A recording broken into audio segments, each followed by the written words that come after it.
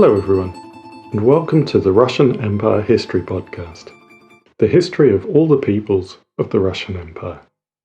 I'm your host, J. Paul Bristow. This is Season 1, The Forest, the Steppe, and the Birth of the Russian Empire, Episode 5, The Bosporan Kingdom. Just a quick note to start with. There were two groupings of Greek inhabitants in the Russian Empire and its successor states. The second group, known as the Caucasian Greeks, came in later from the Byzantine Empire as it broke up. Today, we are going to be talking about the first group, the Greek colonies of the northern Black Sea shore that would eventually become the Bosporan Kingdom, the people who would later be known as the Pontic Greeks. The Caucasian Greeks will come into our story at a later point. The story begins in Miletus, a city on the Anatolian Peninsula, a few hundred years before the Greek Golden Age. Miletus was first settled before 3000 BCE, with archaeological finds in the city suggesting that there was an influx of Cretans from around 1900 BCE. By the middle of the second millennium, Miletus was a Mycenaean outpost in Asia Minor, engaged in regular skirmishes with the Hittites. In the Iliad, Homer has Miletus as an ally of Troy. In the Great Bronze Age collapse, the Sea Peoples burned the city, but it emerged from the Greek Dark Ages as one of the 12 city-states that founded the Ionian League. Miletus was a city of considerable prominence in the Archaic period. It can claim to be the birthplace of Greek philosophy. Thales of Miletus lived from around 623 BCE to 545 BCE. Aristotle declared him the first Greek philosopher, and he is accepted by historians as the first person in Western civilization to pursue scientific philosophy. Thales tried to explain natural phenomena through naturalistic theories rather than mythology, and was followed by other philosophers known as the pre-Socratic philosophers. One of his theories was that the earth is floating in water and earthquakes are caused by waves. He was more successful in mathematics, where he was the first to formulate a number of ideas that you're sure to have covered at school, such as the idea that a diameter is a straight line from one side of a circle to another passing through the center, that the angles at the base of an isosceles triangle are equal, and that where two straight lines intersect, the opposite angles are equal, which, along with others, are attributed to him. Thales was succeeded by the important philosophers Anaximander and Anaximenes, and if you are interested in learning more about the Milesian contribution to ancient philosophy, and why wouldn't you be, I recommend listening to the History of Philosophy Without Any Gaps podcast, which appropriately enough starts right from Thales in episode 1. Many Greek states had limited fertile land available for food production, and forest clearance, goat herding, and olive cultivation led to significant erosion, further reducing their resources. This meant that any increase in population immediately put pressure on the food supply, and in response they turned to colonization, with even smaller cities sending out expeditions to plant daughter cities across the sea. Miletus was especially active in this field, founding more than any other Greek city. Pliny mentions more than 90 colonies Miletus founded, but of particular interest to us are the colonies it founded on the north shore of the Black Sea. As well as opening up new areas to farming and producing foodstuffs that could be traded back to the parent city, these colonies also engaged with the indigenous population, often intermingling with them to create a new, mixed population, opening whole new areas to trade and spreading Greek culture, ideas and goods in return. Peoples further inland would trade various raw materials, metals, furs, and of course slaves to the Greeks who would use their superior technology to produce manufactured goods to sell them in exchange. Successful colonies would also often become prestige-conferring desired allies of local powers, as well as trading partners. The Greeks founded two kinds of colony. Apoikiai were cities settled by citizens from the mother city-state, the equivalent of the city-states in the Greek heartland, while emporia were entrepot or simple trading stations. Miletus and other cities founded both kinds of colony across the northern Black Sea coast. The first colonies on the northern shores of the Black Sea were established in the 7th century BCE at Histria by the mouth of the Danube and Berezan, a small island in the Dnieper estuary. These were trading towns with no attached land, but in the late 500s, settlers moved in to farm. Sometimes one trading outpost would be abandoned in order to move into one of the new settlements, as happened at Berezan, which was abandoned after Olbia was established on the coast a short distance away. The Taman and Kerch peninsulas proved particularly attractive. These two peninsulas face each other where the Kerch Bridge now runs from the Russian mainland to Crimea. The Kerch Peninsula is on the Crimean side, and the Taman Peninsula on the mainland. The strait between them joins the Black Sea and the Sea of Azov, which the Greeks called Lake Miletus, and the strait was then known as the Cimmerian Bosphorus, from which the Bosporan kingdom was to take its name. A further wave of immigration came in the mid-6th century, as the expansion of the Persian Empire disrupted Greek cities in Anatolia. Greek cities would soon cover the northern shore of the Black Sea and the Azov Sea, and population growth was strong enough for these colonies to move on to start planting their own colonies. Colonies in Crimea included Theodosia, founded in the 6th century BCE, and a major agricultural centre, Pantikapaeum, which was also founded in the 6th century BCE, stood on the site now occupied by Kerch, and was also a major agricultural centre. Grain from Crimea, which the Greeks called taurika, was the main competitor for Egyptian grain, which was traded throughout the Mediterranean.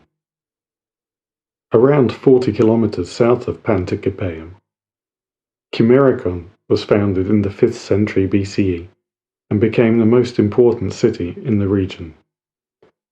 It was a strong fortress with city walls 2.5 metres thick that remained impregnable until it was sacked by the Goths in the mid-3rd century CE. Chersonius was founded by Heraclea Pontica on the southwest of the Crimean Peninsula, standing just outside the modern city of Sevastopol. Of course, the Pontic steppe and the Crimean Peninsula were not empty when the Greeks arrived. A people called the Cimmerians are believed to have occupied the steppe. As yet, there are no archaeological finds associated with them, but they are found in records elsewhere. They may have been Iranian or Thracian speaking, and originated between the Danube and the Volga. According to Herodotus, they were driven out of their homeland by the westward migrating Scythians, and displaced west and south into the Caucasus and Anatolia. They may have enlisted with Assyria's Sargon II to conquer Urartu. They appear to have defeated Lydia, which struck fear into the Greek cities of Anatolia, but after major defeats over the next couple of decades, they fade out of history altogether. The inner mountains of Crimea were inhabited by the Tauri, for whom it was named Taurica. The Tauri were legendarily savage, and lived by raiding and piracy until well into the Roman era. According to Herodotus, they worshipped a virgin goddess and captured Greek travellers to sacrifice, first clubbing them, then removing the head, tossing the body off a cliff, and finally nailing the head to a cross. By the 5th century BCE, Miletus had been laid waste in the disastrous Ionian revolt against the Persians, and Scythian tribes were making regular demands for tribute from the increasingly rich Greek cities. In response, a group of cities in eastern Crimea and on the Taman Peninsula were led by Chimericon to come together under Archianax to form the Bosporan Kingdom, or Kingdom of the Cimmerian Bosphorus. This kingdom was perhaps the first Hellenized state. That is, its population was only partially Greek, with Scythians, Taurians, Thracians, and others making up the rest. But it was culturally within the Greek world. Following the death of Alexander the Great, other Hellenized kingdoms would form across the lands he had conquered, as Greek culture became preeminent from the eastern Mediterranean to Central Asia. With sufficient strength in numbers to secure themselves against the Scythians militarily, the Bosporan kingdom was soon reaping the rewards of its position.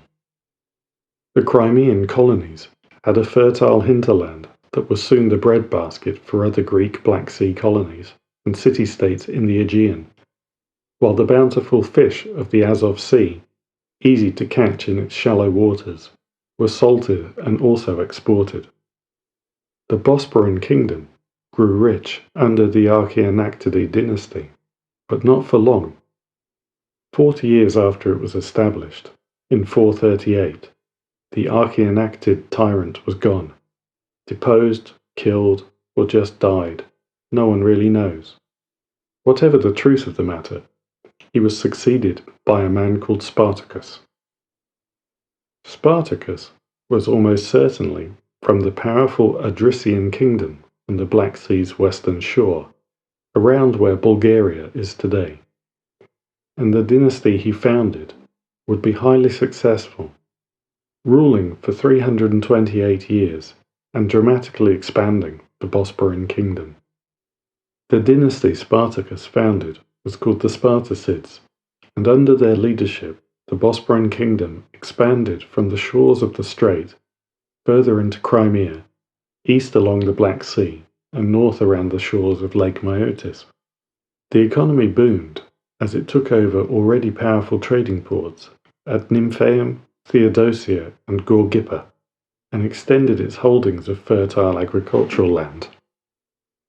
Back in Greece, Athens was the rising power, with a population that was rapidly outstripping its ability to produce food. Grain imports from the Bosporan kingdom began in the second half of the 5th century BCE and increased steadily over the next century. Athens became highly dependent on Bosporan grain, while the Spartacid kings were equally dependent on the enormous profit the grain trade generated to maintain their position. Athens went out of its way to keep the Spartacids happy, granting them honorary titles such as Benefactor of Athens and Athenian citizenship, and erecting statues of the Spartacid kings in the city's public places. The Athenian trade funded the Bosporan kingdom's military, paying for Greek, Scythian, and Thracian mercenaries, and it continued its expansion along the eastern shore of Lake Miletus. But its good luck could not continue forever. In 310 BCE, Bosporan king Perisades died following a highly successful 38-year reign, leaving 3 sons behind him.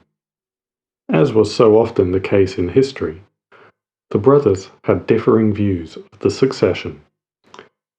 Perisades had designated his eldest son, Satyrus, as heir, and the middle son, Prytanis, accepted his place and gave him full support. The youngest son, Eumelus, had no intention of serving anyone. He wanted the kingdom for himself. He decided to seek allies among the Bosporan kingdom's eastern neighbours, the Ceraces, Sarmatian rivals of the Scythians and Thracians that made up his brother's armies. The Ceracian king, Ariphanes, was only too glad to receive an opportunity to gain influence over his wealthy neighbour, and raised a massive army of supposedly 22,000 foot soldiers and 20,000 cavalry to go to war. If you're at all familiar with ancient military history, you'll know that these kinds of numbers should not be taken at face value. Just take it to mean that it was an impressively large army. Satyrus raised his army of 34,000 Scythians, Thracians, and Greek hoplites, and the two forces were soon facing off on the banks of the river Thatis. The battle opened with Miletus charging the right side of Satyrus' line, while Satyrus saw that Ariphanes had taken the centre and launched a cavalry charge against him there. The Cirrhasian line crumbled under the fierce attack of the Bosporan Scythians, broke and fled. But Satyrus was unable to follow and crush the Cirrhasians completely, because Miletus' charge was proving equally successful. Satyrus' mercenaries lost their nerve and were abandoning the field, and Miletus was driving through the right wing to threaten the whole line. Satyrus returned with a devastating charge into the flank of Miletus' cavalry, and the Cirrhasians were routed. Satyrus had won the battle, but not yet the war, as Miletus and Ariphanes survived to fight another day. The Cirrhasians retreated to Cyrrhacina, their capital on an island in the Thatis marshes. The capital was well protected. The only access points were the main entrance or through a swamp behind the city, which was protected by a palisade. All the other approaches were protected by the depth of the river and imposing cliffs. Siege warfare was not really developed at this point in history. You could try to climb the walls or set fire to wooden walls, but people hadn't figured out yet how to break down or breach walls and get in. Satyrus attacked the main entrance with little result other than getting his men killed, but he had guessed that that would be the case and had only ordered the attack as a distraction. He had sent part of his army around to the swamp to sneak through and attack from the rear. With Ariphanes' men off dealing with the attack on the main gates, the attackers swarmed the palisade, destroying it and opening the island to the Bosporan army. Miletus and Ariphanes retreated into a citadel surrounded by a dense forest. Although Satyrus was now able to bring his army across to the island, the density of the forest meant that he was not able to bring it against the citadel in force, so he ordered his soldiers to fell the trees and cut a path through. Naturally, the Cirrhasians did not just sit in the citadel watching. Archers slipped out into the forest. Hiding among the trees, they wreaked havoc among the Bosporan soldiers. But they could not stop the inevitable, and after 4 days the Bosporans had cut their way through to the wall. The Bosporans launched an attack on the citadel, but it seems like they must have been exhausted from all of the logging and archery. The Cirrhasians sallied out in force, and it looked as if they would win the day. Satyrus threw himself into the fray to inspire his men to victory. And here we have one of those cryptic ancient Greek prophecies. According to the Greek historian Diodorus Siculus, Satyrus had been told to be on his guard against the mouse, lest it sometime cause his death. As you might expect in a case like this, this has caused Satyrus to fear mice all his life. But as was always the way with these Greek prophecies, the meaning was not what it appeared at first glance. The mouse was also what the Greeks called the bicep. And what would you know, as Satyrus leapt to the front of the attack, he took a spear through the arm, leaving him to bleed out and die. He had been king for just 9 months. Miletus had won the battle, and the siege was lifted, but the war was still not over. His middle brother, Prytanis, still had no intention of accepting the younger brother's kingship.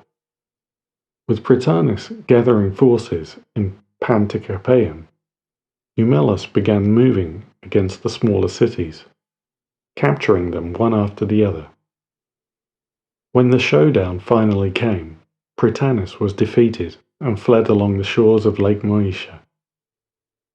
Run down and cornered by Miletus, he submitted handed over the crown, and acknowledged his brother as king. But even that was not quite the end. Upon returning to Panticapaeum, Prytanis decided to appeal to the people and declare himself Satyrus' rightful heir. Sadly for him, it turned out that the people didn't like him as much as he had hoped. They failed to respond, and as he fled across the Cimmerian Strait, Prytanis was slain. The civil war was over, and Eumelus was king. Eumelus soon proved his victory was no fluke. Over the next 5 years, he built up the Bosporan navy, eradicated piracy in the Black Sea, and established dominance of marine trade. On land, he conquered neighbouring Scythians and made the Bosporan kingdom the most powerful state north of the Black Sea. But what would you know? There was also a prophecy about Eumelus. Eumelus' prophecy told him to be on guard against a house that moves. According to Diodorus Siculus, he would never enter a house unless his servants had checked the foundations to make sure it was fixed in place. You would think that at some point these ancient Greeks would have noticed the pattern, that the thing referred to in the prophecy was never literally the thing referred to in the prophecy, but it seems like they never did. Anyway, Eumelus was riding in his carriage to conduct a sacrifice at the temple. Something startled the horses, and they ran out of control. Afraid to crash and die, Eumelus leapt from his house on wheels to escape. But his sword caught in the wheel, and he was dragged along the ground until he was dead. His death marked the end of the Bosporan kingdom's rise. Alexander the Great's successors had settled their differences for now, and new rivals were emerging. Lysimachus' kingdom on the southern and western shores of the Black Sea became the dominant power in the region, while in Egypt, Ptolemy was building the new breadbasket of the Mediterranean and bringing Bosporan trade supremacy to an end. Over the coming decades, the Bosporan kingdom experienced increasing trouble dealing with Scythian incursions and sought assistance from King Mithridates of Pontus, a neighbouring Hellenistic kingdom extending from Cappadocia around the east coast of the Black Sea. Although initially successful, this subsequently led to a gradual loss of independence, and so the Bosporan kingdom was eventually incorporated into the kingdom of Pontus.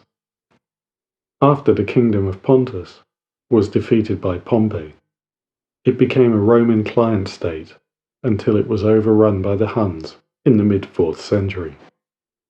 Now, I have mentioned Herodotus a couple of times, and I'm sure that many, if not most of you listening to a history podcast, will be familiar with who he is. But since he is going to be very important to our next couple of episodes, I will just give him a quick introduction for anyone who's not sure who he is. Herodotus was born into a wealthy family in Halicarnassus, now Bodrum in southern Turkey, in the early 5th century BCE. His family opposed the Persian takeover of the region and went into exile on Samos. In his youth, Herodotus returned to Halicarnassus to unsuccessfully fight the Persians, and then became a traveller. He gathered stories, myths, legends, noted down what he observed, and returned periodically to Athens, where speeches he gave on his travels made him a minor celebrity. He put the information he had gathered together into a work called the Histories, describing the origins and rise of the Persians and the Persian War with the Greeks. The word history originally meant research, and it is from Herodotus' use of it that we derive the meaning we use today, which has earned him the title of the first historian. Herodotus began his work by stating, quote, "Here is the account of the inquiry of Herodotus of Halicarnassus, in order that the deeds of men not be erased by time, and that the great and miraculous works, both of the Greeks and the barbarians, not go unrecorded." End quote. Among the places Herodotus visited were the Greek colonies on the Black Sea north coast, and in particular he spent some time in Olbia. As a result of this stay, the histories contain quite an extensive description of the Greeks' neighbours on the steppe, the first contemporary written descriptions of their lives that we know of. He described the Scythians' lifestyle and social structure, and also wrote about other peoples living in the steppe beyond the Scythians. Herodotus has always been somewhat controversial. Since his own time, people have cast doubt on whether he actually visited half the places he said he did, and criticized him for including obvious myths rather than sticking to the facts. There are critics who have held up his writings on the Scythians as exemplars of Herodotus being a liar who made everything up, arguing that the descriptions of the steppe are completely untrue and without foundation. In the episode after the next one, we will be looking at what Herodotus wrote about the Scythians and Sarmatians, why critics have argued that it was all invented, and why they are entirely wrong, and in this case, Herodotus was actually surprisingly accurate. But before we get to that, in the next episode, we will go back to the Kurgans and look at how the Scythians, the first steppe empire, were rediscovered in the expanding Russian Empire. This episode brings to a close this little series on what you might think of as the precursors of our story. I hope that you have formed a picture of life on the steppe and where it is in relation to its neighbours. Over the coming episodes, we are going to be going deeper into the formation of steppe culture, which will in many ways be consistent from the Scythians to the Mongols. We will be looking at what made them such fearsome warriors, capable of defeating almost anyone they came up against until firearms radically changed warfare. The migrations out of the steppe into the East European plain, and the early states formed by Turkic and other peoples in what is now southern Russia. Check out the socials for maps and pictures to go with the episodes of the Russian Empire History Podcast on Twitter, Facebook and Instagram. Please follow or subscribe on the podcatcher of your choice and share with your friends. If you would like to help support this podcast, please consider leaving a review on Apple Podcasts, Podchaser or Good Pods. You can reach me through Facebook or at hello@therussianempirehistorypodcast.com. Thank you for listening, and I hope you will join me next time.